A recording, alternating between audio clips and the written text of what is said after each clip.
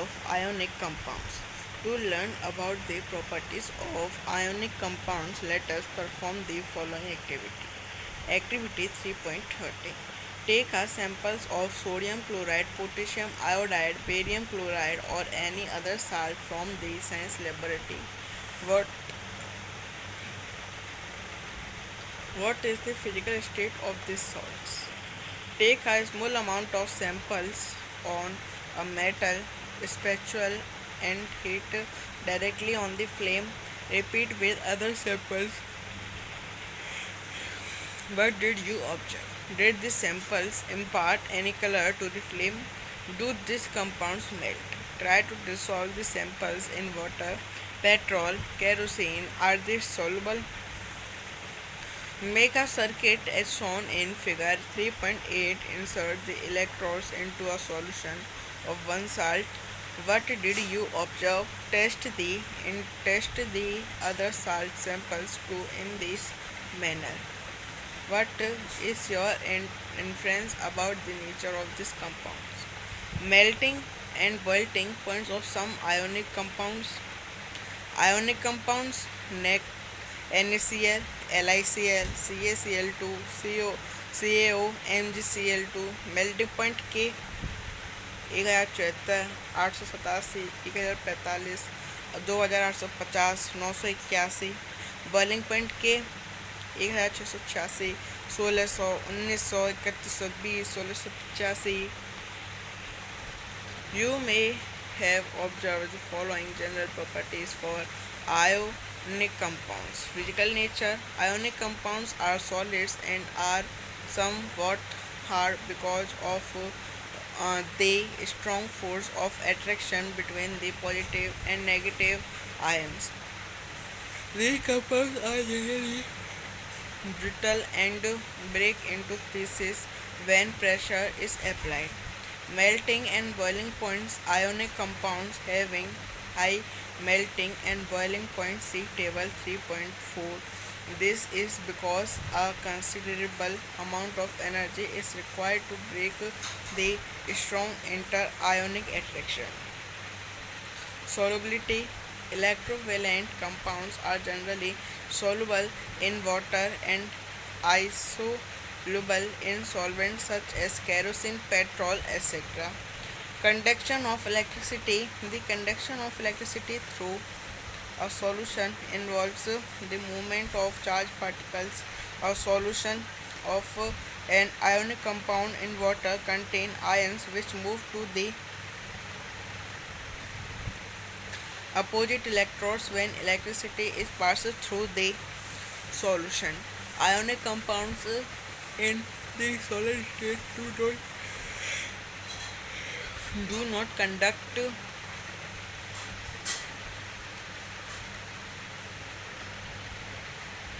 electricity because movement of ions in the solid is not possible due to their rigid structure, but ionic compounds conduct electricity in the molten states. This is possible in the molten state since the electroelectric force of attraction between the oppositely charged ions overcome due to the heat. Thus, the ions move freely and conduct electricity.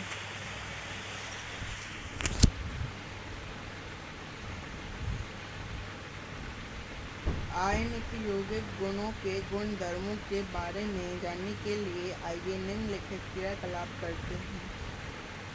3.21. विज्ञान की प्रयोगशाला से sodium chloride, potassium iodide, barium chloride या किसी अन्य लवण का नमूना लीजिए. इन लवणों की भौतिक अवस्था क्या है? धातु के स्पैचुला पर छोटी मात्रा में नमूने को लीजिए तथा इसे ज्वाला पर चित्र 3.7 गर्म कीजिए. अन्य नमूनों के साथ ही यह भी क्रिया दोहराइए. क्या आप देखते हैं? क्या ये नमूने ज्वाला को रंग प्रदान करते हैं? क्या यौगिक पिघलते हैं? नमूने को जल, पेट्रोल एवं केरोसिन में घोलने का प्रयास कीजिए. क्या ये घुलनशील हैं? चित्र 3.8 की तरह एक परिपथ बनाइए और किसी एक लवण के विलयन में इलेक्ट्रोलाइट डाल दीजिए। आप क्या देखते हैं? इसी प्रकार अन्य लवण नमूनों की भी जांच कीजिए। इन यौगिक की प्रकृति में संबंध में आप क्या निष्कर्ष निकालते हैं?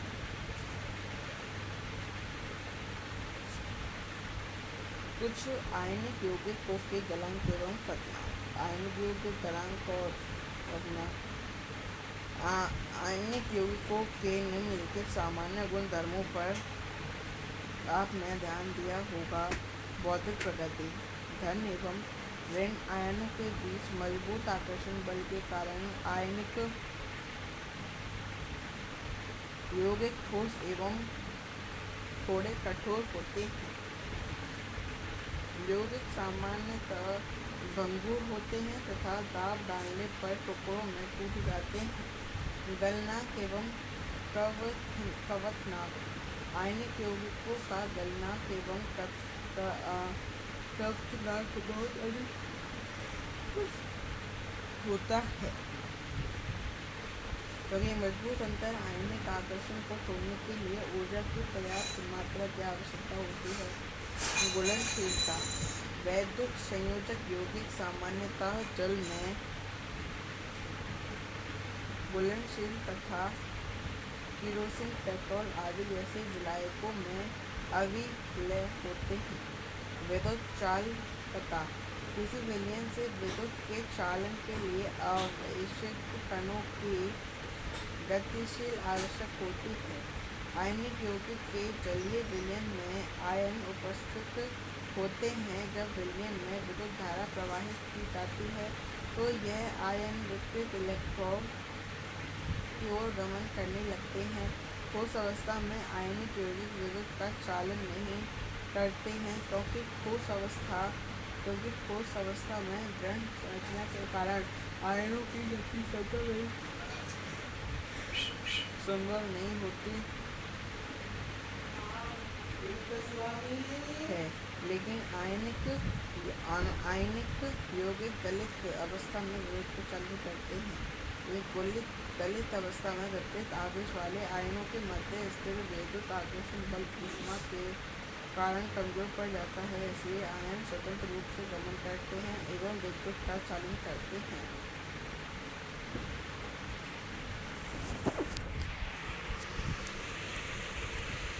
3.4 Occurrence of metals. The Earth's crust is the major source of metals. Seawater also contains some soluble salts such as sodium chloride, magnesium chloride, etc. are known as minerals.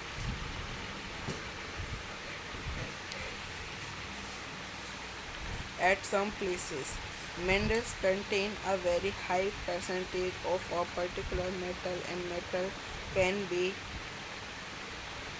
profitably extracted from it. These minerals are called ores. धातुओं की प्राप्ति। पृथ्वी की भूपटलीय धातुओं का मुख्य स्रोत हैं। समुद्री जल में भी सोडियम क्लोराइड, मैग्नीशियम क्लोराइड आदि जैसे कुछ विलय लवण उपस्थित रहते हैं। पृथ्वी की भूपटल में प्राकृतिक रूप से पाए जाने वाले तत्वों या यौगिकों को खनिज कहते हैं। कुछ स्थानों पर खनिजों में कोई विशेष धातु काफ़ी मात्रा में होती है, जिसे निकालना लाभकारी होता है। इन खनिजों को अयस्क कहते हैं। धातुओं का निष्कर्षण। धातुओं की सभी सक्रियता श्रेणी के बारे में आप पढ़ चुके हैं, इसलिए आप आसानी से समझ सकते हैं कि अयस्क से धातुओं का निष्कर्ष कैसे होता है।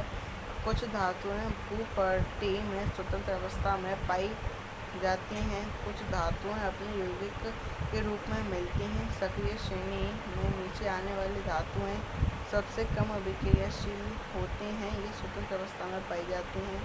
उदाहरण के लिए गोल्ड, सिल्वर, प्लेटिनम एवं कॉपर स्वतंत्र अवस्था में पाए जाते हैं। कॉपर एवं सिल्वर अपने सल्फाइड या ऑक्साइड के अयस्क के रूप में संयुक्त अवस्था में भी पाए जाते हैं। सक्रिय श्रेणी में सबसे ऊपर की धातुएं के, Na, Ca, Mg एवं Al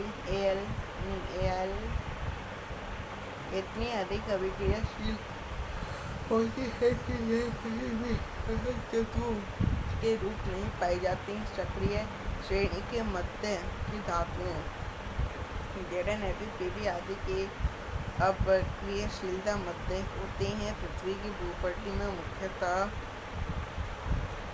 ऑक्साइड, सल्फाइड या कार्बोनेट के रूप में पाई जाती हैं। आप देखेंगे कि कई धातुओं के अयस्क ऑक्साइड होते हैं। ऑक्सीजन की अत्यधिक अभिक्रियाशीलता एवं पृथ्वी पर इसके प्रचुर मात्रा में पाए जाने वाले कारण ऐसे होते हैं। इस प्रकार अभिक्रियाशीलता के आधार पर हम धातुओं को निम्नलिखित 3 वर्गों में विभाजित कर सकते हैं। निम्न अभिक्रियाशील धातुएं, मध्य अभिक्रियाशील धातुएं, उच्च अभिक्रियाशील धातुएं। प्रत्येक वर्ग में आने वाली धातुओं को प्राप्त करने के लिए विभिन्न तकनीकों का उपयोग किया जाता है। अयस्क के शुद्ध धातुओं का निष्कर्षण कई चरणों में होता है। इन चरणों का सारांश चित्र 3.10 में दिया गया है। निम्नलिखित भागों में प्रत्येक चरण की विस्तृत चर्चा की गई है। अयस्कों का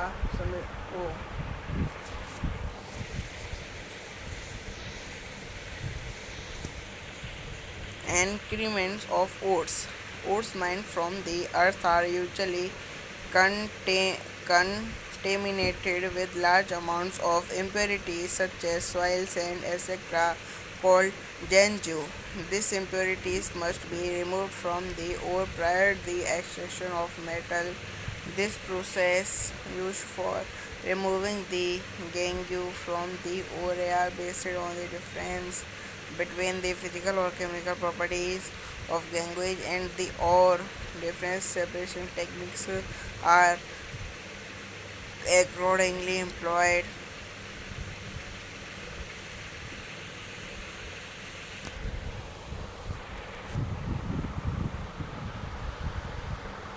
अयस्कों का समृद्धीकरण। पृथ्वी से खनिज अयस्कों में मिट्टी, रेत आदि जैसी कई अशुद्धियाँ होती हैं जिन्हें गैंग कहते हैं। धातु में निष्कर्षण पहले अयस्क से अशुद्धियों को हटाना आवश्यक होता है।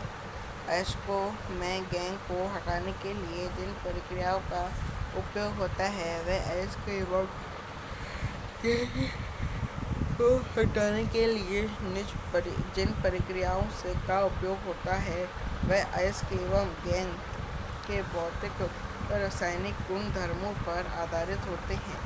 इस पृथक्करण के लिए विभिन्न तकनीक अपनाई जाती हैं।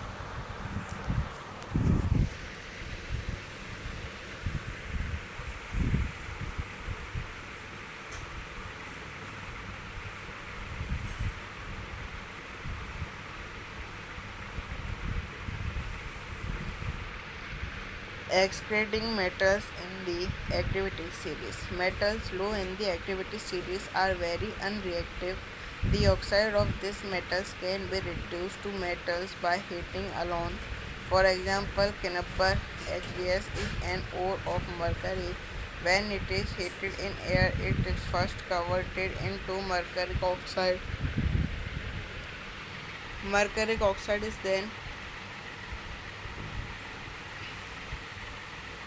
reduced to mercury on further heating. 2HgS plus 3O heat to HgO plus 2SO 2. 2HgO heat 2Hg plus O2.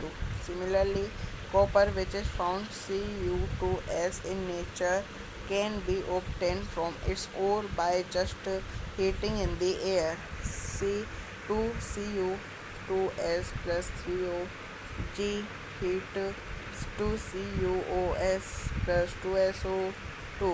2Cu2O plus Cu2S heat Cu6Cu plus SOG.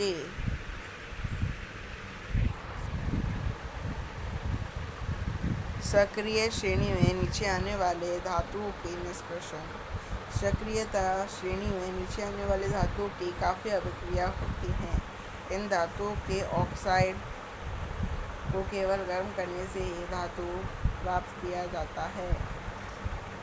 उदाहरण के लिए सिनाबर मरकरी एक है।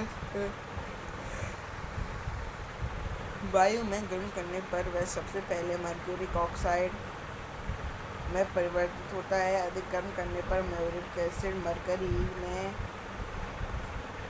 अपरिचित हो जाता है।